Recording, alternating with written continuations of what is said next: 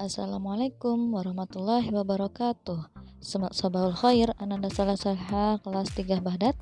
Hari ini kita ketemu lagi ya untuk melanjutkan pembelajaran kita di subtema 2. Ya, pembelajaran ini pembelajaran yang terakhir di subtema 2. Jadi harap diperhatikan. Jadi untuk pembelajaran besok kita akan ulangan harian subtema 2. Ya, langsung aja kita mulai. Jangan lupa dipersiapkan peralatan buku-bukunya. Jika ada yang penting silahkan dicatat ya. Yuk kita mulai belajar hari ini dengan mengucapkan bismillah bersama-sama. Bismillahirrahmanirrahim. Kita masuk ke materi yang pertama, yaitu menimbang berat dengan satuan baku. Pernahkah kalian melihat kegiatan posyandu?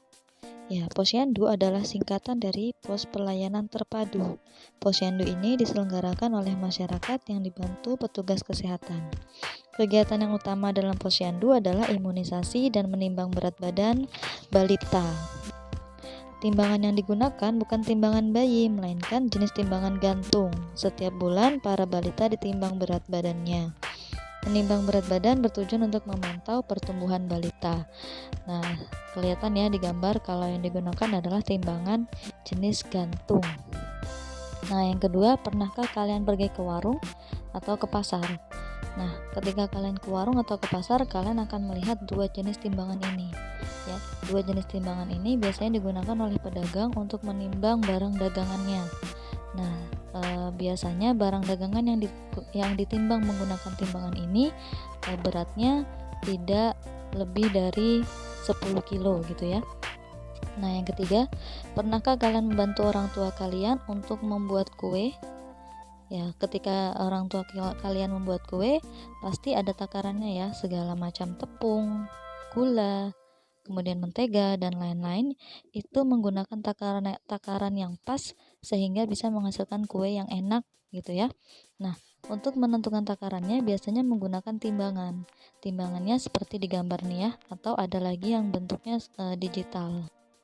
Timbangan kue ini tidak digunakan untuk berat yang sangat berat seperti timbangan warung tadi ya.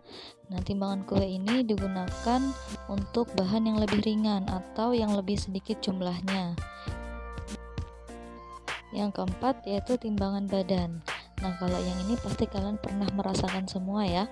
Ya, ketika kalian ingin menimbang badan kalian karena kalian sudah bisa berdiri, maka kalian menggunakan timbangan badan.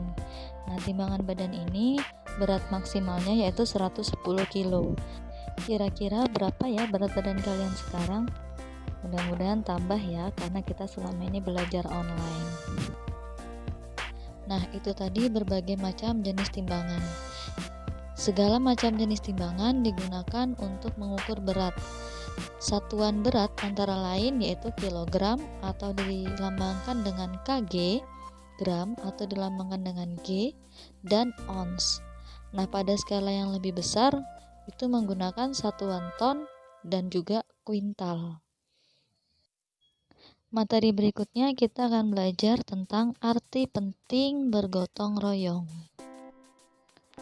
Istilah gotong royong berasal dari bahasa Jawa, di mana gotong berarti pikul dan royong berarti bersama-sama. Sehingga menurut harfiah, gotong royong itu adalah mengangkat bersama-sama atau mengerjakan sesuatu secara bersama-sama. Nilai yang terkandung dalam gotong royong.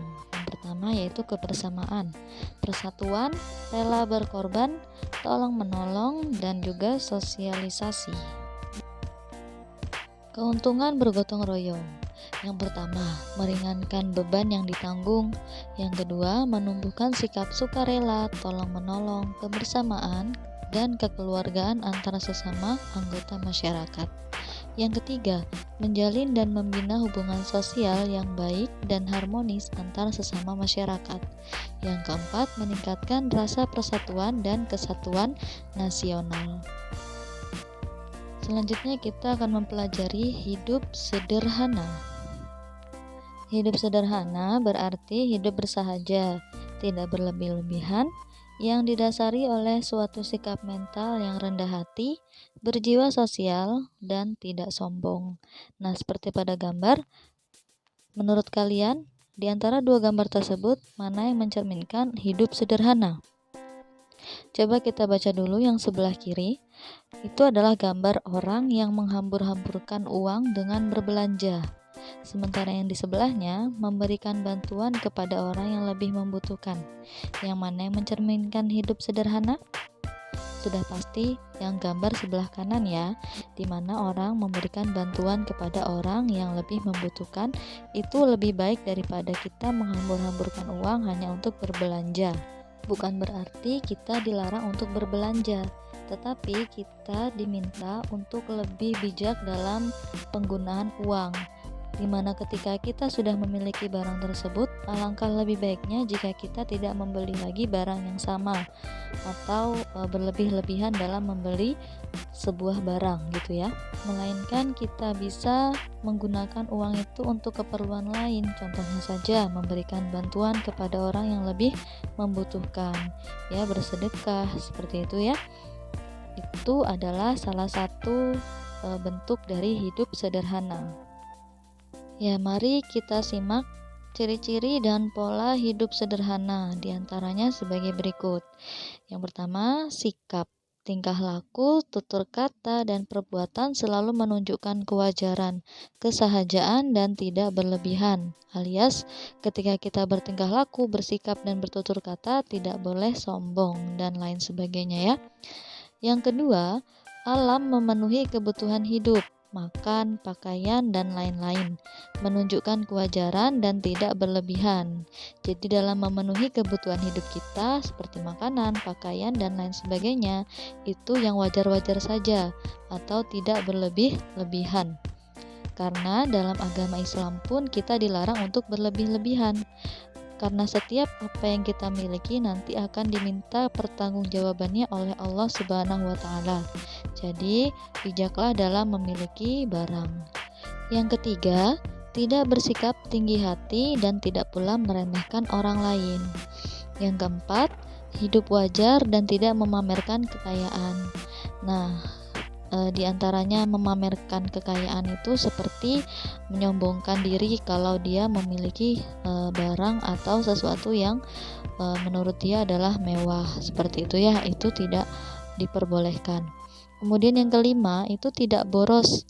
Selanjutnya memiliki rasa kesetiakawanan sosial yang tinggi, dan yang terakhir bersikap hemat dan juga cermat. Ya, itu tadi penjelasan beberapa materi dari Ustazah. Ya, yang pertama yaitu apa tadi? Mengenal satuan berat ya. Yang kedua, pentingnya atau arti penting dari bergotong royong. Dan yang ketiga yaitu bagaimana cara kita untuk hidup sederhana. Ya, mudah-mudahan materi yang Ustazah sampaikan hari ini bermanfaat untuk kalian. Kurang lebihnya Ustazah mohon maaf. Ustazah ucapkan jazakumullahu khair. Wassalamualaikum warahmatullahi wabarakatuh.